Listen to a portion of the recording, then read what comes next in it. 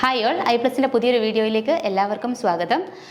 2021 നടന്ന PWD irrigation overseer grade 2 എക്സാമിൻ്റെ previous year questions ആണ് നമ്മൾ ഡിസ്കസ് ചെയ്യാൻ പോകുന്നത്. അപ്പോൾ ആദ്യത്തെ ക്വസ്റ്റ്യൻ നോക്കാം. The ratio of the number of days the canal has actually run to the number of days of irrigation period. അപ്പോൾ ഇറിഗേഷനിൽ നിന്നുള്ളൊരു ക്വസ്റ്റ്യൻ ആണ്. അപ്പോൾ ഇത് കനാലുമായിട്ട് ബന്ധപ്പെട്ടിട്ടുള്ളൊരു ക്വസ്റ്റ്യൻ ആണ്.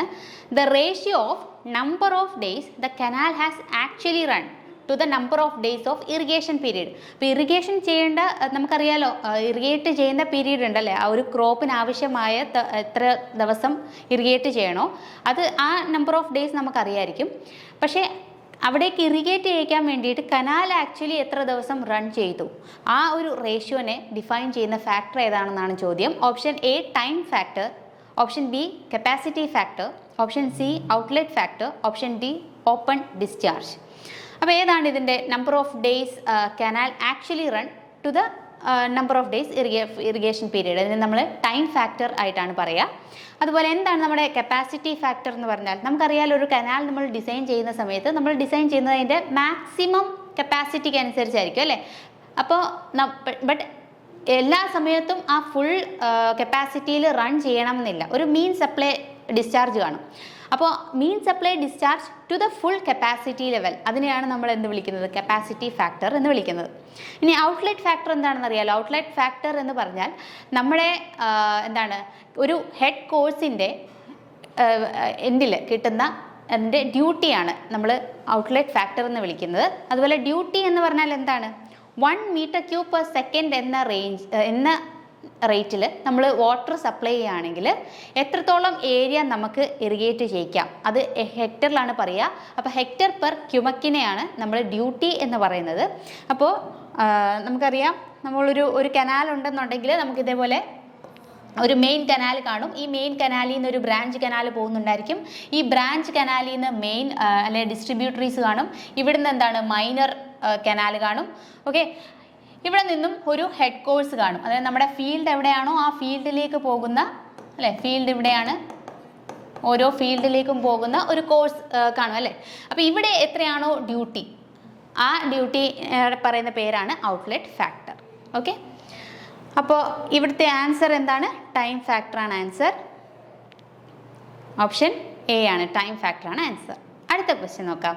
The property of a liquid by virtue of which liquid undergoes a change in volume with a change in the pressure is called.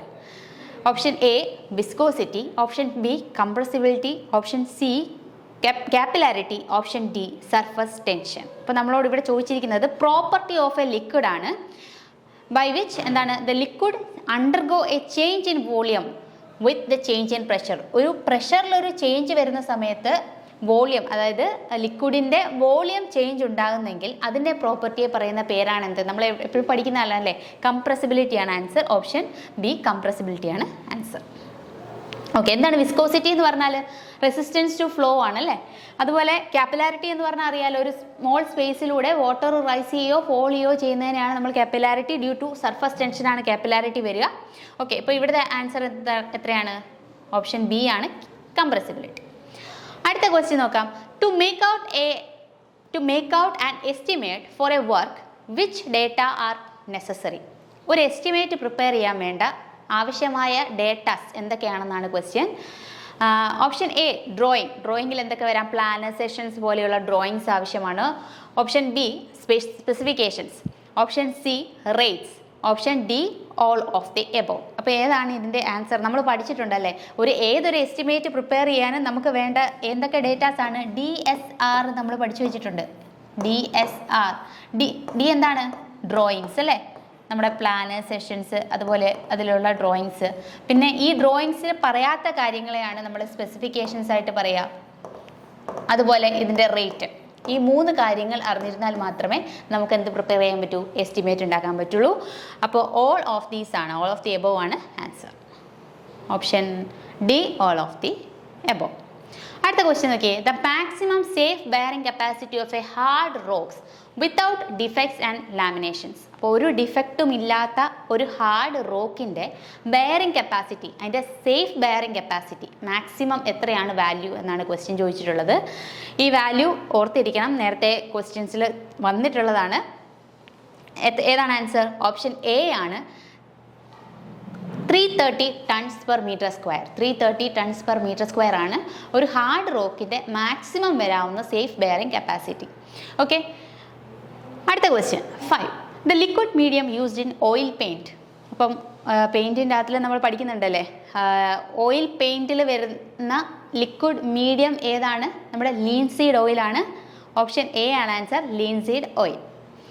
അടുത്തത്, the water content at which plants can no longer extract sufficient water from the soil for its growth.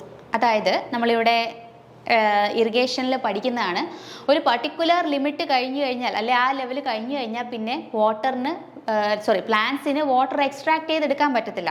ആ ഒരു level എന്താണ്, ആ ഒരു water കണ്ടന്റിനെ എന്താണ് നമ്മൾ വിളിക്കുന്നതെന്നാണ്. നമ്മൾ ഇതൊരു ഫിഗർ ഒക്കെ വെച്ച് നമ്മൾ പഠിച്ചിട്ടുണ്ട് ഇതേപോലെ അല്ലേ. നമുക്കറിയാലോ, മഴ പെയ്യുന്ന സമയത്ത് നമ്മുടെ സോയിൽ ഫുള്ളി സാച്ചുറേറ്റഡ് ആവുകയും ആ സമയത്ത് അതിൻ്റെ സാച്ചുറേഷൻ കപ്പാസിറ്റി മാക്സിമം ആയിരിക്കും അല്ലേ. അത് കഴിഞ്ഞ് നമുക്കറിയാം അവിടെ എനോർമസ് വാട്ടർ ഉണ്ട്, അത് ഡ്രെയിൻ ഔട്ട് പോയി കഴിഞ്ഞതിന് ശേഷം, ഡ്രെയിൻ ചെയ്ത് പോയതിന് ശേഷം പിന്നെ എഗെയിൻസ്റ്റ് ഗ്രാവിറ്റി എത്രത്തോളം ആ വാട്ടർ ആ സോയിലിൽ പിടിച്ചു നിർത്താൻ പറ്റുമോ അതിനെയാണ് നമ്മൾ അതിനെ ഫീൽഡ് കപ്പാസിറ്റി എന്ന് വിളിക്കുന്നത് അല്ലേ. അപ്പോൾ ഈ വാട്ടർ ഡ്രെയിൻ ചെയ്ത് പോയതിന് ശേഷമുള്ള എമൗണ്ട് ഓഫ് മോയ്സ്ചറിനെയാണ് നമ്മൾ അതിൻ്റെ ഫീൽഡ് കപ്പാസിറ്റി ആയിട്ട് പറയാം. ഇനി ഫീൽഡ് കപ്പാസിറ്റി മുതൽ നമുക്കറിയാലോ ഒരു പെർമനൻറ്റ് വിൽട്ടിംഗ് പോയിന്റ് ഉണ്ട്. അതായത് ഈ വിൽട്ടിംഗ് പോയിന്റ് കഴിഞ്ഞ ശേഷം മോയ്സ്ചർ കണ്ടന്റ് ഇത് ഈ ഒരു പെർമനൻറ്റ് വിൽട്ടിംഗ് പോയിന്റിനെക്കാട്ടി കുറവാണെങ്കിൽ നമ്മുടെ പ്ലാന്റ്സിന് വാട്ടർ അബ്സോർബ് ചെയ്യാൻ പറ്റത്തില്ല. അപ്പോൾ ഈ ഫീൽഡ് മോയ്സ്ചർ കണ്ടന്റും പെർമനൻറ്റ് വിൽട്ടിംഗ് പോയിന്റും ഏതൊക്കെയാണ്? നമ്മുടെ ഫീൽഡ് കപ്പാസിറ്റിയാണ് വരെയാണ് മാക്സിമം എത്രത്തോളം എഗെയിൻസ്റ്റ് ഗ്രാവിറ്റി പിടിച്ച് നിർത്താൻ പറ്റുന്നത്. പ്ലാന്റ്സിന് വാട്ടർ അബ്സോർബ് ചെയ്യാൻ പറ്റാത്ത മോയ്സ്ചർ കണ്ടന്റ് എപ്പോഴാണ്? പെർമനൻറ്റ് വിൽട്ടിംഗ് പോയിന്റിൽ താഴെ പോകുമ്പോഴാണ് പ്ലാന്റ്സിന് അബ്സോർബ് ചെയ്യാൻ പറ്റാത്തത്. അപ്പോൾ ഇതിനിടയിലുള്ള മോയ്സ്ചറിനെ നമ്മൾ വിളിക്കുന്ന പേരാണ് അവൈലബിൾ മോയ്സ്ചർ അല്ലേ. അവൈലബിൾ മോയ്സ്ചർ പ്ലാന്റ്സിന് ക്യാപ്പിലാരിറ്റി ആക്ഷൻ വഴിയൊക്കെ നിർത്താൻ പറ്റുന്ന സോയിലിൽ അവൈലബിൾ ആയിട്ടുള്ള വാട്ടറിനെയാണ് അവൈലബിൾ വാട്ടർ എന്ന് വിളിക്കുക. പക്ഷേ റെഡിലി അവൈലബിൾ ആയിട്ടുള്ള വാട്ടർ എന്ന് പറഞ്ഞാൽ ഇത് കംപ്ലീറ്റ് വരില്ല. അവൈലബിൾ മോയ്സ്ചറിൻ്റെ 75% നമുക്ക് റെഡിലി മോയ്സ്ചർ കണ്ടന്റ് ആയിട്ട് നമ്മൾ പറയുന്നുള്ളൂ അല്ലേ. അപ്പോൾ ഏകദേശം ഈ ഒരു ലെവലിലാണ് നമ്മൾ എന്ത് എടുക്കുന്നത്, ഇത്രയും എമൗണ്ട് ആണ് നമുക്ക് റെഡിലി അവൈലബിൾ മോയ്സ്ചർ ആയിട്ടുള്ളത്. അപ്പോൾ ആ ഒരു ലിമിറ്റ് കാണിക്കാൻ വേണ്ടി, ആ ഒരു പർട്ടിക്കുലർ വാട്ടർ കണ്ടന്റിലെ ലിമിറ്റ് കാണിക്കാൻ വേണ്ടി നമ്മൾ യൂസ് ചെയ്യുന്ന വേർഡാണ് ഒപ്റ്റിമം മോയ്സ്ചർ കണ്ടന്റ്. ഈ ഒപ്റ്റിമം മോയ്സ്ചർ കണ്ടന്റിന് മുകളിലോട്ട് പോകുമ്പോൾ അത് റെഡിലി അവൈലബിൾ ആയിരിക്കും, അതല്ലെങ്കിൽ അതിന് താഴെയുള്ള ലെവലിൽ അവൈലബിൾ വാട്ടർ ഉണ്ടാവും. അപ്പോൾ ഈ പെർമനൻറ്റ് വിൽട്ടിംഗ് പോയിന്റ്, അപ്പോൾ ഓൾറെഡി ഇത് നമ്മളെല്ലാം എക്സ്പ്ലെയിൻ ചെയ്ത് കഴിഞ്ഞല്ലോ. അപ്പോൾ ഏതാണ് ഇവിടെ പറഞ്ഞിട്ടുള്ളത്? The water content at which plants can no longer extract sufficient water. പ്ലാന്റ്സിന് സഫിഷ്യൻറ്റ് വാട്ടർ എക്സ്ട്രാക്ട് ചെയ്തെടുക്കാൻ പറ്റാത്ത എവിടെയാണ്? അവൈലബിൾ മോയ്സ്ചർ അല്ല, റെഡിലി അവൈലബിൾ അല്ല, ഫീൽഡ് കപ്പാസിറ്റി അല്ല, എന്താണ്? വിൽട്ടിംഗ് കോഎഫിഷ്യൻറ്റ് അല്ലെങ്കിൽ പെർമനൻറ്റ് വിൽട്ടിംഗ് പോയിന്റ് അല്ലെ വിൽട്ടിംഗ് പോയിന്റ് എന്ന് പറയാം. ഓപ്ഷൻ ഡി ആണ് ആൻസർ. അടുത്ത നോക്കിയേ, it is an impermeable formation which neither contains water nor transmit any water. അപ്പം നമുക്കിത് എപ്പോഴും നമ്മുടെ ഹൈഡ്രോളജിയിൽ ചോദിക്കുന്ന ഒരു ചോദ്യമാണ്. Option A aquifer, option B aquiclude, option C aquifuge, option D aqueduct. എന്താണ് അക്വിഫർ എന്ന് പറഞ്ഞാൽ? നമ്മുടെ സബ്സർഫസിലുള്ള ഏതെങ്കിലും ഒരു ലെയർ, ആ ലെയറിൽ വാട്ടർ ഉണ്ടാവുകയും ആ വാട്ടർ നമുക്ക് ഡ്രെയിൻ ചെയ്തെടുക്കാൻ അല്ലെങ്കിൽ ആവശ്യത്തിന് വാട്ടർ തരികയും ചെയ്യുന്ന ആ ഒരു പെർമിയബിൾ ലെയറിനെ നമുക്ക് എന്ത് വിളിക്കാം? അക്വിഫർ എന്ന് വിളിക്കാം. ഇനിയും വാട്ടർ ഉണ്ടായിരിക്കുകയും പക്ഷേ നമുക്ക് അതിന് വാട്ടർ എടുക്കാൻ പറ്റത്തില്ല. ഫോർ എക്സാമ്പിൾ പറയുകയാണെങ്കിൽ എന്താണ്? ക്ലേ ലെയർ ആണെന്നുണ്ടെങ്കിൽ ഇതിൻ്റെ അകത്ത് നിന്ന് ഈസി ആയിട്ട് നമുക്ക് വാട്ടർ എടുക്കാൻ പറ്റത്തില്ല, പക്ഷേ അതിൻ്റെ അകത്തിൽ വാട്ടർ ഉണ്ട്. ഇങ്ങനെയുള്ള ഇതിനെയാണ് നമ്മൾ എന്ത് വിളിക്കുന്നത്? അക്വിക്ലൂഡ് എന്ന് വിളിക്കുന്നത്. അപ്പോൾ ഓർത്തിരിക്കാൻ എളുപ്പമാണ്. അക്വിക്ലൂഡ് സി വെച്ചിട്ട് ഓർത്തിരിക്കുക, ക്ലേ എക്സാമ്പിളായിട്ട് ഓർത്തിരിക്കുക. അക്വിഫ്യൂജ് എന്ന് പറഞ്ഞാൽ എക്സാമ്പിൾ വരുന്നത് റോക്കാണ്. അതായത് അതിനർത്ഥം എന്താ? റോക്കിനകത്തിൽ വാട്ടർ ഉണ്ടാവത്തില്ല, അതുകൊണ്ട് തന്നെ അത് നമുക്ക് വാട്ടർ പെർമിറ്റ് ചെയ്യത്തുമില്ല, വാട്ടർ തരത്തുമില്ല. ഓക്കെ, അപ്പോൾ അക്വിഡക്റ്റ് എന്താണെന്ന് അറിയാലോ, ഒരു ക്രോസ് ഡ്രെയിനേജ് വർക്കാണ്. അപ്പോൾ ഇതിൻ്റെ അകത്തിലെ നമ്മളോട് ചോദിച്ചിട്ടുള്ളത് impermeable formation which neither contains water ഉണ്ടായിരിക്കുകയുമില്ല, അതുപോലെ തന്നെ വാട്ടർ ട്രാൻസ്മിറ്റ് ചെയ്യത്തുമില്ല. അത് ഏതാണ് എക്സാമ്പിൾ? ഫോർ എക്സാമ്പിൾ പറയുകയാണെങ്കിൽ റോക്ക് ഏതിന് എക്സാമ്പിളാണ്? അക്വിഫ്യൂജിന് എക്സാമ്പിളാണ്. അപ്പോൾ ഓപ്ഷൻ സി ആണ് ആൻസർ, അക്വിഫ്യൂജ് ആണ് ആൻസർ. ഓക്കെ, അടുത്ത ക്വസ്റ്റ്യൻ നോക്കാം. A fresh detailed estimate of the additional work in addition to the original estimate. ഇതും എപ്പോഴും ചോദിക്കുന്ന ഒരു ചോദ്യമാണ്. Option A supplementary estimate, option B revised estimate, option C annual repair estimate, option D maintenance estimate. അപ്പോൾ ഇതിലേതാണ്? ഇപ്പോൾ question ശ്രദ്ധിക്കുമ്പോൾ ഇവിടെയുള്ള key word എന്ന് പറഞ്ഞാൽ എ ഫ്രഷ് ഡീറ്റെയിൽഡ് എസ്റ്റിമേറ്റ്. നമ്മൾ ഫ്രഷായിട്ട് പ്രിപ്പയർ ചെയ്യുന്ന ഡീറ്റെയിൽഡ് എസ്റ്റിമേറ്റ് ആണെന്ന് ഓർത്തിരിക്കുക. ഒരു ഫ്രഷ് ഡീറ്റെയിൽഡ് എസ്റ്റിമേറ്റ് ആണെങ്കിൽ അതിനെ നമ്മൾ എന്താ വിളിക്കുക? സപ്ലിമെൻ്ററി എസ്റ്റിമേറ്റ് ആയിട്ടാണ് പറയുക. സപ്ലിമെൻ്ററി എസ്റ്റിമേറ്റ്, ഓപ്ഷൻ എ ആണ് ആൻസർ, സപ്ലിമെൻ്ററി എസ്റ്റിമേറ്റ്. ഓക്കെ, അടുത്ത ക്വസ്റ്റ്യൻ നോക്കിയത് question 9. Poisson is the unit of viscosity in CGS system of units.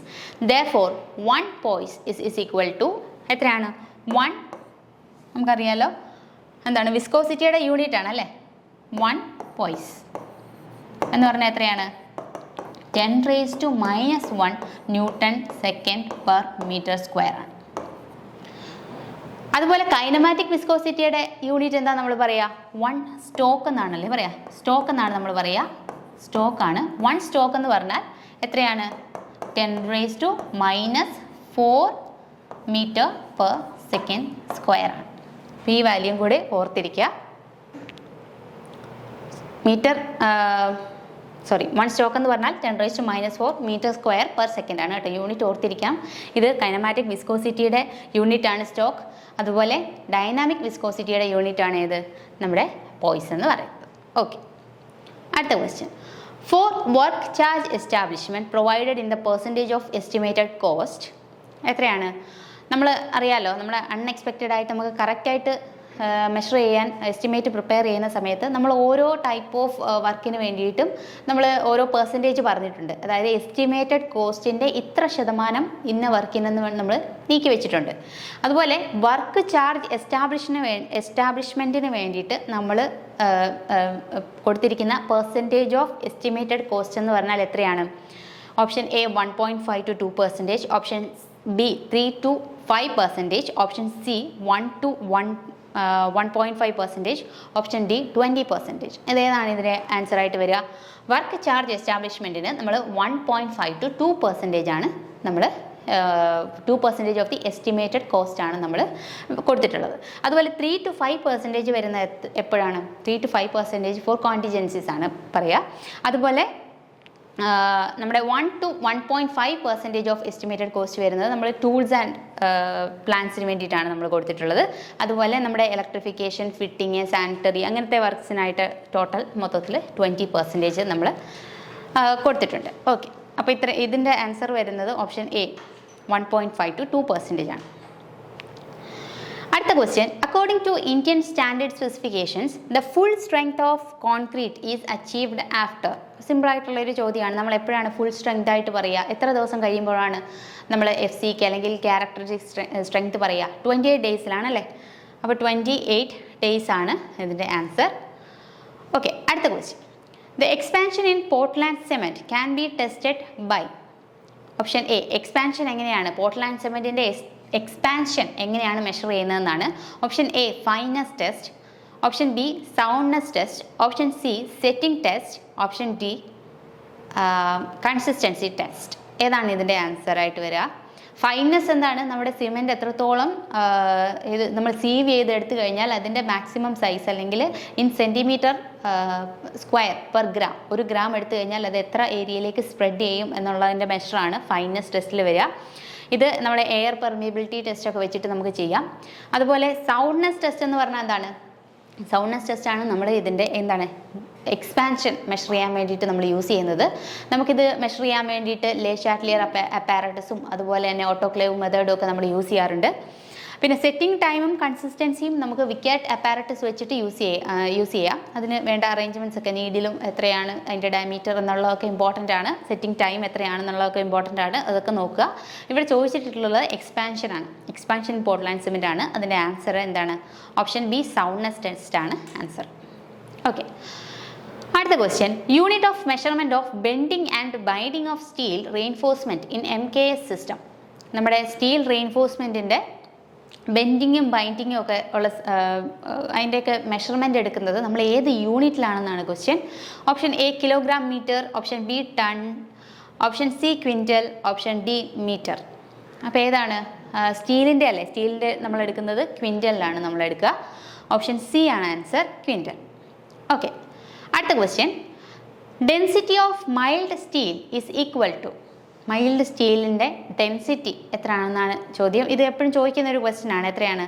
Option A 7850 kilogram per metre cube, അതുപോലെ 7850 കിലോഗ്രാം പെർ മീറ്റർ. അതുപോലെ നമ്മളെപ്പോഴും യൂണിറ്റും കൂടെ പഠിച്ചു വെക്കുമ്പോൾ യൂണിറ്റും കൂടെ ഓർത്തിരിക്കുക. പിന്നെ ആൻസർ എത്രയാണ്? ഡെൻസിറ്റി അല്ലേ ചോദിച്ചേക്കുന്നത്. Anyway metre ക്യൂബിലായിരിക്കും. എത്രയാണ്? ഓപ്ഷൻ എ ആണ് 7850 കിലോഗ്രാം പെർ മീറ്റർ ക്യൂബ് അല്ലെ ക്യൂബിക് മീറ്ററിലാണ് വരിക. അടുത്തൊരു ക്വസ്റ്റ്യൻ.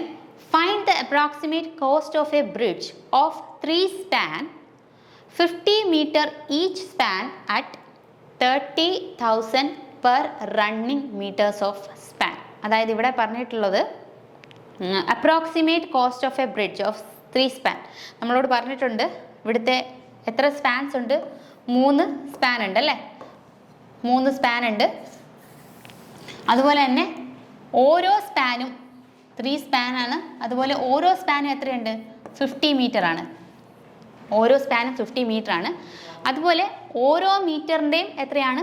30,000 ആണ് per running metres of span ആണ് നമ്മൾ പറയാം. അപ്പോൾ ഇതിൻ്റെ കോസ്റ്റ് നമ്മൾ എസ്റ്റിമേറ്റ് ചെയ്യുന്ന സമയത്ത് എത്രയാണ് ഇതിൻ്റെ ആൻസർ?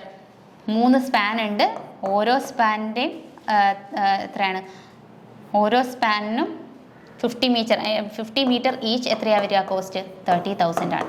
നമ്മളിത് കാൽക്കുലേറ്റ് ചെയ്യാൻ നേരം 3 × 5 50 × 30,000 എത്രയാണ് ആൻസർ വരിക? ഓപ്ഷൻ സി ആണ് ആൻസർ ആയിട്ട് വരിക. അപ്പോൾ നമ്മൾ ഇന്ന് ഇത്രയും ക്വസ്റ്റ്യൻസ് ഡിസ്കസ് ചെയ്തു. നമ്മൾ ഇതിൻ്റെ അടുത്ത പാർട്ട് വേറൊരു സെഷനിൽ കാണാം. Thank you so much.